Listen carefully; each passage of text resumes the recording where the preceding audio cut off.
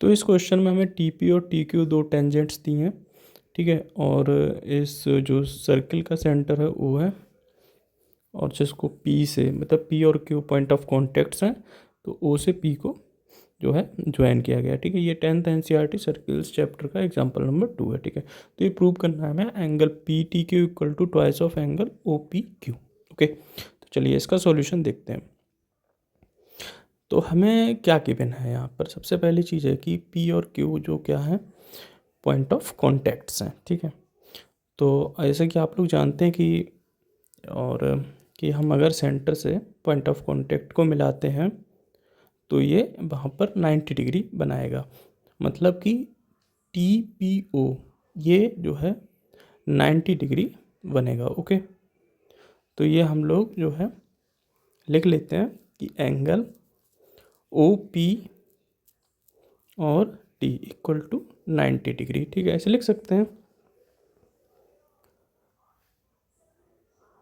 और मान लेते कि let angle O P Q, ठीक है, एक्स डिग्री, ठीक है। ये थोड़ा सा आसान तरीका रहेगा कि अगर हम एक एंगल लेट करके चलते हैं, ठीक है, angle O P Q equal to x degree, ठीक है।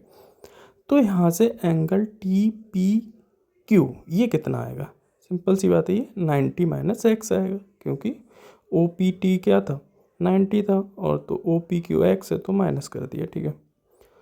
तो हमारा टी पी बराबर टी क्यू है, क्योंकि एक्सटर्नल पॉइंट टी है और दो टेंजेंट ड्रॉ हैं, तो ये टी पी बराबर टी क्यू हो जाएगा, ठीक है।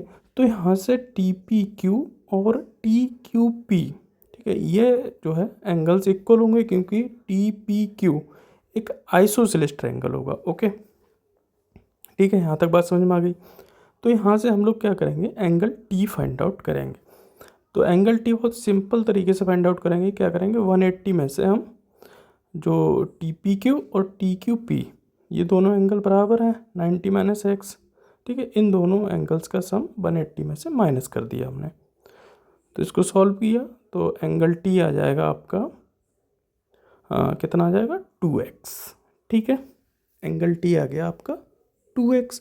अब अपने x को क्या माना था, एंगल ओ पी क्यू माना था, ठीक है। तो x की जगह हम क्या लिख देंगे, ओ पी क्यू। तो इस तरीके से हमने प्रूव किया angle T equal to twice of angle O P Q.